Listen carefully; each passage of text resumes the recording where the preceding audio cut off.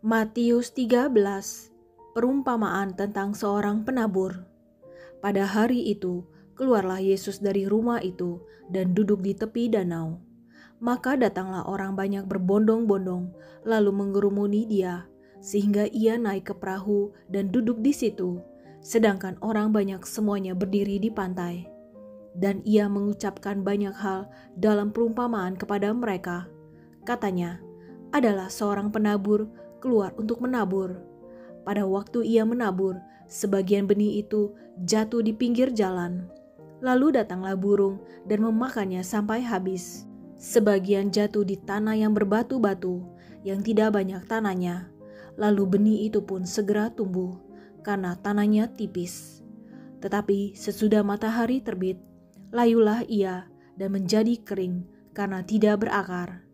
Sebagian lagi jatuh di tengah semak duri, lalu makin besarlah semak itu dan menghimpitnya sampai mati.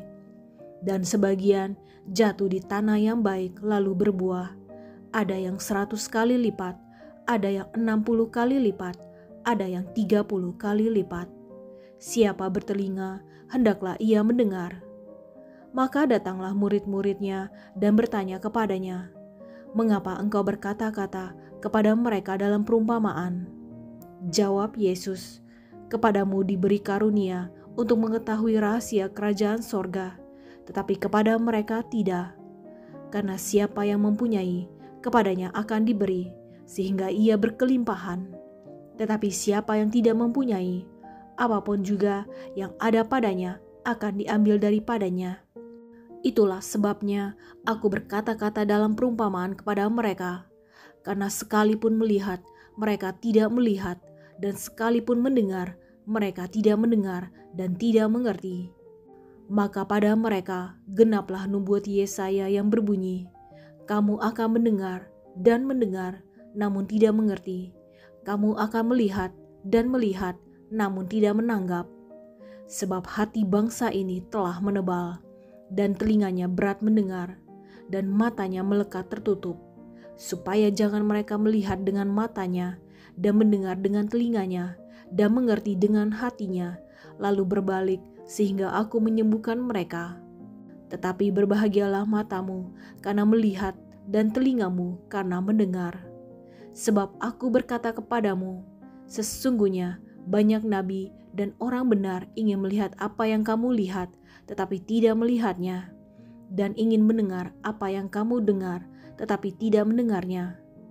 Karena itu, dengarlah arti perumpamaan penabur itu.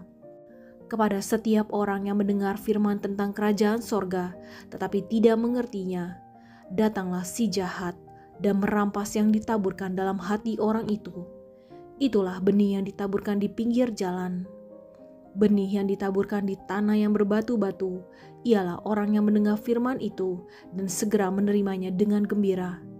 Tetapi ia tidak berakar dan tahan sebentar saja. Apabila datang penindasan atau penganiayaan karena firman itu, orang itu pun segera murtad. Yang ditaburkan di tengah semak duri ialah orang yang mendengar firman itu, lalu kekhawatiran dunia ini dan tipu daya kekayaan menghimpit firman itu sehingga tidak berbuah. Yang ditaburkan di tanah yang baik ialah orang yang mendengar firman itu dan mengerti, dan karena itu ia berbuah. Ada yang 100 kali lipat, ada yang 60 kali lipat, ada yang 30 kali lipat. Perumpamaan tentang lalang di antara gandum. Yesus membentangkan suatu perumpamaan lain lagi kepada mereka. Katanya, hal kerajaan sorga itu seumpama orang yang menaburkan benih yang baik di ladangnya. Tetapi pada waktu semua orang tidur, datanglah musuhnya menaburkan benih lalang di antara gandum itu lalu pergi. Ketika gandum itu tumbuh dan mulai berbulir, nampak jugalah lalang itu. Maka datanglah hamba-hamba tuan ladang itu kepadanya dan berkata, "Tuan, bukankah benih baik yang Tuan taburkan di ladang Tuan? Dari manakah lalang itu?" Jawab tuan itu, "Seorang musuh yang melakukannya." Lalu berkatalah hamba-hamba itu kepadanya, "Jadi, maukah Tuan supaya kami pergi mencabut lalang itu?" Tetapi ia berkata, "Jangan, sebab mungkin gandum itu ikut tercabut pada waktu kamu mencabut lalang itu. Biarkanlah keduanya tumbuh bersama sampai waktu menuai. Pada waktu itu aku akan berkata kepada para penuai, kumpulkanlah dahulu lalang itu dan ikatlah berbekas-berkas untuk dibakar. Kemudian kumpulkanlah gandum itu ke dalam lumbungku." Perumpamaan tentang biji sesawi dan ragi. Yesus membentangkan suatu perumpamaan lain lagi kepada mereka, katanya, "Hal kerajaan sorga itu seumpama biji sesawi yang diambil dan ditaburkan orang di ladangnya. Memang biji itu yang paling kecil dari segala jenis benih, tetapi apabila sudah tumbuh, sesawi itu lebih besar daripada sayuran yang lain, bahkan menjadi pohon, sehingga burung-burung di udara datang bersarang pada cabang-cabangnya." Dan ia menceritakan perumpamaan ini juga kepada mereka. Hal kerajaan sorga itu seumpama ragi yang diambil seorang perempuan dan diadukkan ke dalam tepung terigu 3 sukat sampai khamir seluruhnya. Semuanya itu disampaikan Yesus kepada orang banyak dalam perumpamaan, dan tanpa perumpamaan suatu pun tidak disampaikannya kepada mereka. Supaya genaplah firman yang disampaikan oleh Nabi, "Aku mau membuka mulutku, mengatakan perumpamaan. Aku mau mengucapkan hal yang tersembunyi sejak dunia dijadikan." Penjelasan perumpamaan tentang lalang di antara gandum. Maka Yesus pun meninggalkan orang banyak itu, lalu pulang. Murid-muridnya datang dan berkata kepadanya, "Jelaskanlah kepada kami perumpamaan tentang lalang di ladang itu." Ia menjawab, katanya, "Orang yang menaburkan benih baik ialah anak manusia. Ladang ialah dunia. Benih yang baik itu anak-anak kerajaan, dan lalang anak-anak si jahat. Musuh yang menaburkan benih lalang ialah iblis. Waktu menuai ialah akhir zaman, dan para penuai itu malaikat. Maka seperti lalang itu dikumpulkan dan dibakar dalam api, demikian juga pada akhir zaman Anak Manusia akan menyuruh malaikat-malaikatnya, dan mereka akan mengumpulkan segala sesuatu yang menyesatkan dan semua orang yang melakukan kejahatan dari dalam kerajaannya. Semuanya akan dicampakkan ke dalam dapur api. Di sanalah akan terdapat ratapan dan kertakan gigi. Pada waktu itulah orang-orang benar akan bercahaya seperti matahari dalam kerajaan Bapa mereka. Siapa bertelinga, hendaklah ia mendengar. Perumpamaan tentang harta terpendam dan mutiara yang berharga. Hal kerajaan sorga itu seumpama harta yang terpendam di ladang, yang ditemukan orang, lalu dipendamkannya lagi. Oleh sebab sukacitanya, pergilah ia menjual seluruh miliknya, lalu membeli ladang itu. Demikian pula hal kerajaan sorga itu seumpama seorang pedagang yang mencari mutiara yang indah. Setelah ditemukannya mutiara yang sangat berharga, ia pun pergi menjual seluruh miliknya, lalu membeli mutiara itu. Perumpamaan tentang pukat. Demikian pula hal kerajaan sorga itu seumpama pukat yang dilabuhkan di laut, lalu mengumpulkan berbagai-bagai jenis ikan. Setelah penuh, pukat itu pun diseret orang ke pantai. Lalu duduklah mereka dan mengumpulkan ikan yang baik ke dalam pasu, dan ikan yang tidak baik mereka buang. Demikianlah juga pada akhir zaman, malaikat-malaikat akan datang memisahkan orang jahat dari orang benar, lalu mencampakkan orang jahat ke dalam dapur api. Di sanalah akan terdapat ratapan dan kertakan gigi. Mengertikah kamu semuanya itu? Mereka menjawab, "Ya, kami mengerti." Maka berkatalah Yesus kepada mereka, "Karena itu, setiap ahli Taurat yang menerima pelajaran dari hal kerajaan sorga itu seumpama tuan rumah yang mengeluarkan harta yang baru dan yang lama dari pebendaraaannya." Yesus ditolak di Nazaret. Setelah Yesus selesai menceritakan perumpamaan-perumpamaan itu, ia pun pergi dari situ. Setibanya di tempat asalnya, Yesus mengajar orang-orang di situ di rumah ibadat mereka. Maka takjublah mereka dan berkata, "Dari mana diperolehnya hikmat itu dan kuasa untuk mengadakan mukjizat-mukjizat itu? Bukankah ia ini anak tukang kayu?" bukankah ibunya bernama Maria dan saudara-saudaranya Yakobus, Yusuf, Simon, dan Yudas? Dan bukankah saudara-saudaranya perempuan semuanya ada bersama kita? Jadi dari mana diperolehnya semuanya itu?" Lalu mereka kecewa dan menolak dia. Maka Yesus berkata kepada mereka, "Seorang nabi dihormati di mana-mana, kecuali di tempat asalnya sendiri dan di rumahnya." Dan karena ketidakpercayaan mereka, tidak banyak mukjizat diadakannya di situ. Lukas 8. Perempuan-perempuan yang melayani Yesus. Tidak lama sesudah itu, Yesus berjalan berkeliling dari kota ke kota dan dari desa ke desa, memberitakan Injil Kerajaan Allah.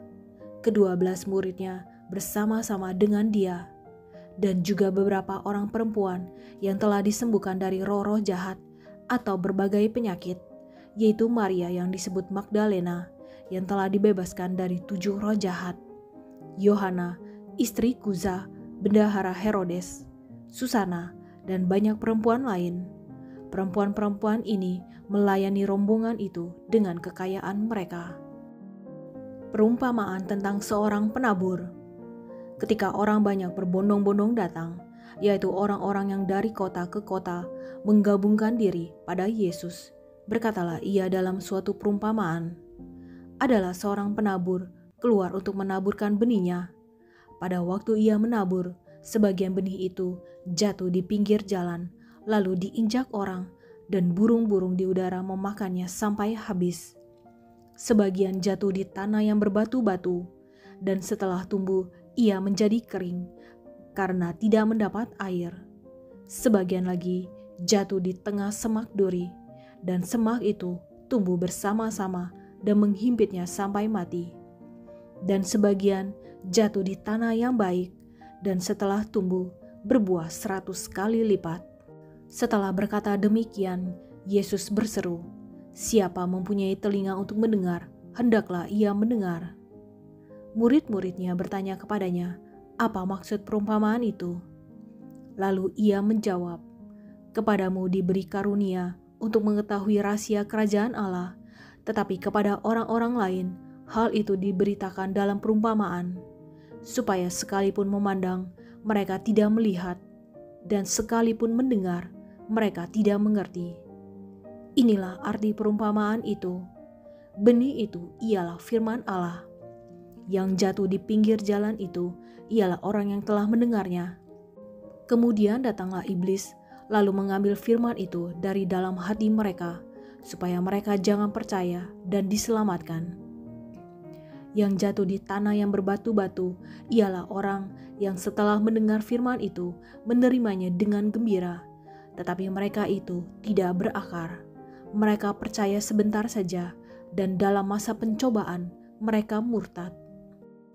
Yang jatuh dalam semak duri ialah orang yang telah mendengar firman itu, dan dalam pertumbuhan selanjutnya mereka terhimpit oleh kekhawatiran dan kekayaan dan kenikmatan hidup, sehingga mereka tidak menghasilkan buah yang matang. Yang jatuh di tanah yang baik itu ialah orang yang setelah mendengar firman itu menyimpannya dalam hati yang baik dan mengeluarkan buah dalam ketekunan. Perumpamaan tentang pelita. Tidak ada orang yang menyalakan pelita lalu menutupinya dengan tempayan atau menempatkannya di bawah tempat tidur, tetapi ia menempatkannya di atas kaki dian, supaya semua orang yang masuk ke dalam rumah dapat melihat cahayanya. Sebab tidak ada sesuatu yang tersembunyi yang tidak akan dinyatakan, dan tidak ada sesuatu yang rahasia yang tidak akan diketahui dan diumumkan. Karena itu, perhatikanlah cara kamu mendengar, karena siapa yang mempunyai, kepadanya akan diberi, tetapi siapa yang tidak mempunyai, daripadanya akan diambil juga apa yang ia anggap ada padanya. Yesus dan sanak saudaranya. Ibu dan saudara-saudara Yesus datang kepadanya, tetapi mereka tidak dapat mencapai dia karena orang banyak. Orang memberitahukan kepadanya, "Ibumu dan saudara-saudaramu ada di luar dan ingin bertemu dengan engkau." Tetapi ia menjawab mereka, "Ibuku dan saudara-saudaraku ialah mereka yang mendengarkan firman Allah dan melakukannya." Angin ribut diredakan. Pada suatu hari, Yesus naik ke dalam perahu bersama-sama dengan murid-muridnya, dan ia berkata kepada mereka, "Marilah kita bertolak ke seberang danau." Lalu bertolaklah mereka. Dan ketika mereka sedang berlayar, Yesus tertidur. Sekonyong-konyong turunlah taufan ke danau, sehingga perahu itu kemasukan air dan mereka berada dalam bahaya. Maka datanglah murid-muridnya, membangunkan dia, katanya, "Guru, Guru, kita binasa." Ia pun bangun, lalu menghardik angin dan air yang mengamuk itu. Dan angin dan air itu pun reda, dan danau itu menjadi teduh. Lalu katanya kepada mereka, "Di manakah kepercayaanmu?" Maka takutlah mereka dan heran, lalu berkata seorang kepada yang lain, "Siapa gerangan orang ini, sehingga ia memberi perintah kepada angin dan air, dan mereka taat kepadanya?" Yesus mengusir roh jahat dari orang Gerasa. Lalu mendaratlah Yesus dan murid-muridnya di tanah orang Gerasa yang terletak di seberang Galilea.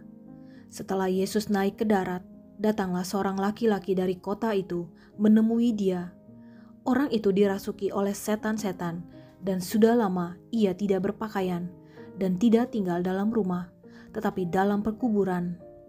Ketika ia melihat Yesus, ia berteriak, lalu tersungkur di hadapannya dan berkata dengan suara keras, "Apa urusanmu dengan aku, hai Yesus, Anak Allah yang Maha Tinggi? Aku memohon kepadamu supaya engkau jangan menyiksa aku." Ia berkata demikian sebab Yesus memerintahkan roh jahat itu keluar dari orang itu.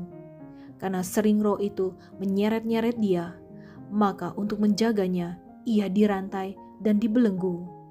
Tetapi ia memutuskan segala pengikat itu, dan ia dihalau oleh setan itu ke tempat-tempat yang sunyi. Dan Yesus bertanya kepadanya, "Siapakah namamu?" Jawabnya, "Legion," karena ia kerasukan banyak setan. Lalu setan-setan itu memohon kepada Yesus supaya ia jangan memerintahkan mereka masuk ke dalam jurang maut. Adalah di sana sejumlah besar babi sedang mencari makan di lereng gunung. Lalu setan-setan itu meminta kepada Yesus supaya ia memperkenankan mereka memasuki babi-babi itu. Yesus mengabulkan permintaan mereka. Lalu keluarlah setan-setan itu dari orang itu dan memasuki babi-babi itu. Kawanan babi itu terjun dari tepi jurang ke dalam danau lalu mati lemas. Setelah penjaga-penjaga babi itu melihat apa yang telah terjadi, mereka lari lalu menceritakan hal itu di kota dan di kampung-kampung sekitarnya. Dan keluarlah orang-orang untuk melihat apa yang telah terjadi. Mereka datang kepada Yesus, dan mereka menjumpai orang yang telah ditinggalkan setan-setan itu duduk di kaki Yesus. Ia telah berpakaian dan sudah waras, maka takutlah mereka. Orang-orang yang telah melihat sendiri hal itu memberitahukan kepada mereka bagaimana orang yang dirasuk setan itu telah diselamatkan.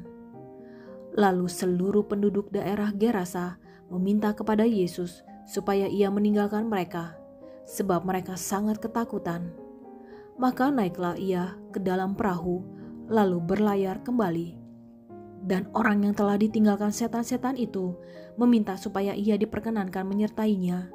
Tetapi Yesus menyuruh dia pergi, katanya, "Pulanglah ke rumahmu dan ceritakanlah segala sesuatu yang telah diperbuat Allah atasmu." Orang itu pun pergi mengelilingi seluruh kota dan memberitahukan segala apa yang telah diperbuat Yesus atas dirinya. Yesus membangkitkan anak Yairus dan menyembuhkan seorang perempuan yang sakit pendarahan. Ketika Yesus kembali, orang banyak menyambut dia sebab mereka semua menanti-nantikan dia. Maka datanglah seorang yang bernama Yairus. Ia adalah kepala rumah ibadat. Sambil tersungkur di depan kaki Yesus, ia memohon kepadanya supaya Yesus datang ke rumahnya.